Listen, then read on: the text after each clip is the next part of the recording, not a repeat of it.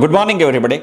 I, Chandrasekhar Tilak, welcome you all to this third episode of our weekly Wednesday column morning of Market. Right at the outset, let me express my sincere thanks to all of you for giving such a wonderful response as far as the first two episodes on last two consecutive Wednesdays are concerned of this my new weekly series, Market. I'm really thankful to you. I take this opportunity to assure you that I will continue to do my best as far as the contents, container and presentation of this weekly column is concerned. As far as this particular episode of Market is concerned, there are plethora of issues which can be taken up over here.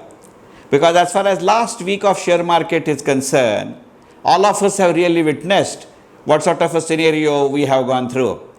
6 consecutive falls or 6 consecutive daily falls as far as the BSE Sensex is concerned, and that too totaling to the extent of 2,600 points. Not only this particular fall itself was quite alarming, but equally surprising was a sudden rise of plus 800 points on the last Friday. Virtually no economic parameter had changed. No government policy had changed. No international situation had changed. Corona has not been brought under control. Chinese aggressions goes on unabated. Series of discussions, even at the highest level of our foreign minister, that too led by an astute bureaucrat to the extent of Dr. S. Jaishankar. But even then, market took its own chance and recorded a rise of 800 points on the last Friday. What it exactly warrants? It needs to be understood. It is a cumulative effect as far as various results are concerned. It has some factors which are having triggered way back, but the figures are coming just now. Right at the beginning of September, we came across a news, or we were thrust upon with the news, that as far as the April to June 2020 quarter is concerned, our economy has registered a minus 23.9% growth. For preciseness, I use this figure, but in general it can be termed as minus 24%. It was a global record which no Indian would like to have registered. But to be honest, during the same phase, market went bit unabated. Then SEBI came out with two new rules. One was related to the margins, another was related to the mutual fund investments. Then, as I said earlier in this episode itself, the China was having a factor. We have gone ahead with unlocking, but also Corona has gone ahead as far as the new records are concerned. And just like our GDP negative growth rate as far as April to June 2020 quarter is concerned, our India is also recording new heights and new highs as far as the Corona victims and Corona effectives are concerned. But even then, it is not the only reason why this particular market needs to be considered. It has shown some sort of a trend. Why I am taking this particular topic is that it is a peculiar phenomenon that on one hand, underlying economy doesn't have that much of a strength where we can sustain even a current level of 37,000 plus minus index. And I have every right to say, I'll be more than happy if I'm proved wrong, but I personally believe that, to be honest, neither the current status of our Indian economy nor the current or a present status of a global economy warrant that BSE Sensex should be at that particular level. Yes, we have seen a major correction in last week, as I said, to the tune of 2,600. But in a single day, 800 were wiped off that. But it has given some sort of a hope, because you would have realized that during that particular phase, when on 13th September SEBI directed that as far as the multi-cap mutual funds are concerned, minimum 25% of their investments have to be in a small cap, and in addition thereto, minimum 25% has to be in a medium cap as well as in small cap. So certainly, although they have not been titled as a focused, or they might not have been titled as a blue chip mutual fund, but all these large cap or a multi-cap mutual funds were specifically and mainly invested in a large cap, and that too MNC kind of a companies. And that's why slowly, as these mutual funds started offloading their stakes, majority of the companies, although their basic fundamentals has not gone wrong, certainly they have shown some sort of a steep fall as far as the share prices thereof are concerned. And it has triggered completely unintentional survey, or at least a sentimental fallback as far as we common individual investors are concerned. Take a classic example of two companies, Bajaj Finance and Bajaj Finserv. As all of us are aware, these two companies are coming from a Bajaj fold. Neither Bajaj Finance nor Bajaj Financial Services or Bajaj Finserv, for popularity's sake, have recorded any kind of a negative event. Both of these companies have not recorded any kind of a negative economic or a financial performance. Both of them have not reported any kind of a negative income estimations as far as the forthcoming quarters are concerned. But certainly, considering the consistent market price rises, whatever may be the status of our Indian economy or whatever may be the status of our indices of our country, especially Bajaj Finserv, and really speaking, or in particular Bajaj Finserv, and in general both the companies Bajaj Finance and Bajaj Finserv have given a huge amount of appreciation if you are ready to consider a year-on-year returns.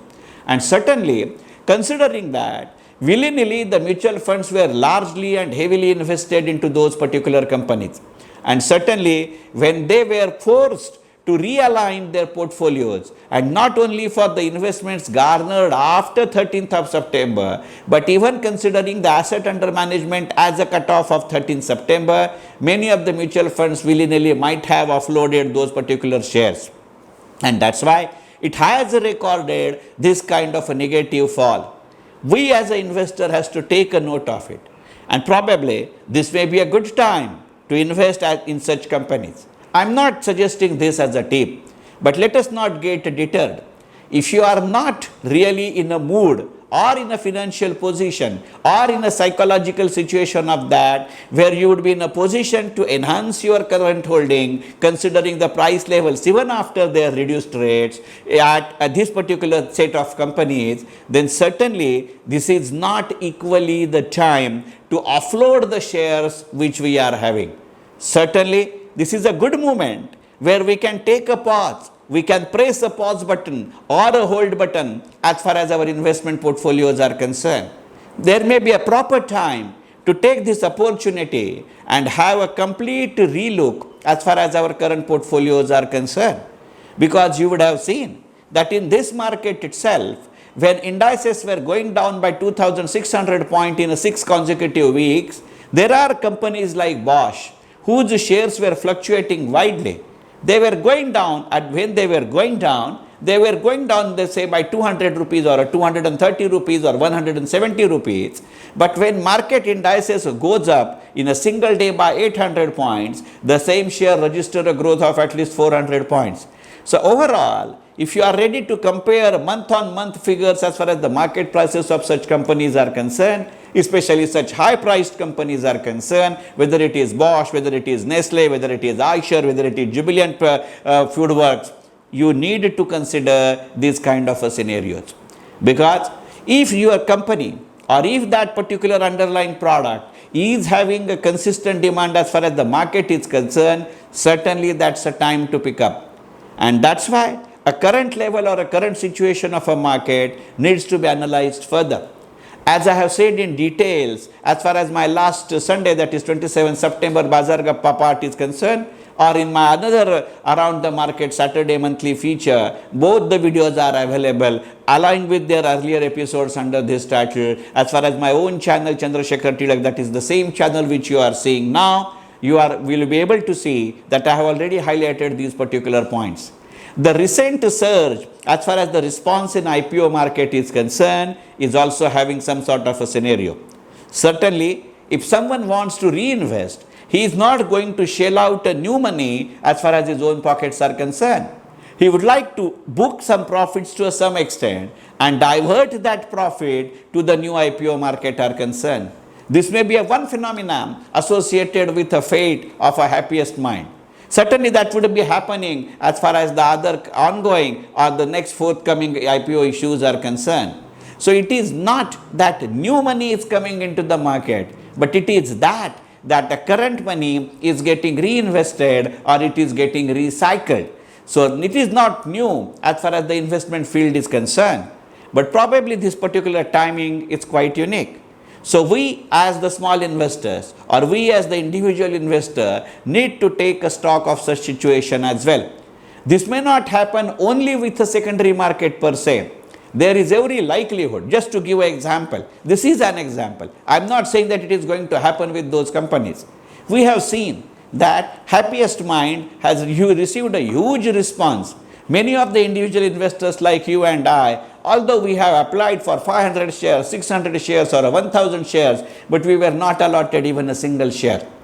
So there is every likelihood that we might have been in the mood that, boss, I need to have at least one share. So automatically the demand is brewing up or getting up as far as the secondary market is concerned. And that's why we have seen in case of Happiest Mind that even after that listing is happened, and the recent history of a primary market was showing that IPO may be receiving a good response, but once it is getting listed on a secondary market, if not on the first day itself, but at least on the subsequent days, the market prices goes down. But it has not happened as far as the Happiest Minds are concerned. But there is every likelihood, because not only the individual investor like you and I, but to some extent the institutional investor might have also parked their funds as far as such IPOs are concerned. Because generally they used to park their funds with the liquid schemes of the mutual funds. But that particular option is not that attractive for various reasons at this given point of time. So they might have chosen it. So time from the ASBA till the listing is certainly available with them. So if they have to divert their funds to another issue for the next forthcoming IPOs or the ongoing IPOs, they may either partially book their profit in the companies which are listed just now, just like Happiest Mind, or they may like to reduce their stake as far as such companies are concerned, which I mentioned just now in earlier part of the discussion in the current video itself. So probably this combination of connoting and connecting these underlying dots is a unique feature as far as the current markets are concerned. So this is a proper time where we have to consider how exactly I am going to look at it. It is certainly a financial game as usual, because after all, investment is a financial product. But it is not merely an investment or a monetary product. Probably it's a combination of a carom and chess. We do not know whose queen it would be, because queen is having a red color. It is quite symbolic, and queen is yours only if you are able to take a cover along with it. So that kind of a phenomena of a carom may get implemented to a psychological chess which we are witnessing in investment. So it is certainly a checkmate along with bagging a queen and cover. And probably one sector of a mutual fund in the nature of IPO may be a queen, or another sector of investment in the nature of a mutual fund may be a cover, and they may be combining, or they may be having a unique permutation and combination as far as the kaleidoscope of our secondary market is concerned. And even within that particular sector of a secondary market, we have seen a divergent trend altogether. There are companies who have given you the two dividends in the same period, probably whatever may be the market condition. Neither an individual investor nor an institutional investor have shown a tendency to sell these kinds of shares. I have taken their names in the earlier part, as I said earlier, in my Bazar Gappa of 27 September and around the market of 26 September. So I will not be repeating it over here. But there is another set of companies which have received some sort of a response. That means what I am trying to convey, that if somebody is uploading his part in a Bajaj Finserv, if he is uploading some part in a Bajaj Finance, he might not be booking it into the IPO market. He may not be parking those profits into the thing, but they would prefer a company from a Bajaj stable itself. We have seen this kind of happening even in Tata Group. We have seen this kind of a thing even in the Reliance Group. We have seen this kind of a thing in other patterns as well. Generally, it used to happen on an industrial basis, but now it is happening with a housing basis. So probably they are saying some sort of a corporate philosophy, some sort of a corporate philanthropy would help us. Because if in this current scenario, one group is specializing as far as the things are concerned of a dividend payment as well as a capital appreciation, that is providing a huge solace. So from this point of view, whether we can take this opportunity not only to relook, not only to review, but also to consolidate and to some extent diversify as well. These words may sound contradictory, but they are not. What I am trying to say is, diversify in the sense that to move to some other company, but to consolidate in the sense that probably from the same group or from the same sector. And if this could happen, both the things of liquidity as well as capital appreciation we will be able to bag. And certainly, as I can't, as it is already told every time, that I can't keep all my eggs in one basket, but we will have to certainly compartmentalize those baskets. If we are able to enlarge the size and scope of our basket, nothing like it. But probably in a current financial scenario, probably a financial situation may propel us to do that or may enable us to do that, but our psychology may not be of help to us because we are quite shocked at this juncture. So certainly that as the maxim goes in an investment field, that whenever you are not in a position to maximize the profit, at least you should do every attempt to minimize your loss. And that maxim is going to hold good, and probably that may be a golden maxim, especially the current scenario is concerned. And that's why in this particular part of a market, I would again like to highlight the three factors that various administrative reasons are driving the market sentiments more rather than the actual performance of that particular sector or that particular company. The investors are becoming choosy, the smart one in an individual category and equally the institutional investors at a global as well as a local level. And certainly the forthcoming weeks, whenever UTI IPO is going to head, there is already a news of a LIC IPO. Public sector policy has been declared, so government may be in a position or in a mood to initiate a process where a consolidation of a PSU sector may happen. There is already a murmur as far as the merger and acquisition of not only public sector banks, but to some extent even a private sector banks are concerned. People are feeling that not only merger, but there are certain entities which may get privatized to a great extent, including the companies which have been already listed from a public sector stable. All such developments happening simultaneously are driving the market forces at a single given point of time in a divergent versions. And these divergent versions are not only different in directions, but they are also different in density. And so probably, because of the result of such various factors, having a different velocities and having a different volumes are necessitating us to do a complete regression testing, not only of our psychology, but as well as of our portfolios. I wish you the best as far as this particular thing is concerned. Thank you very much.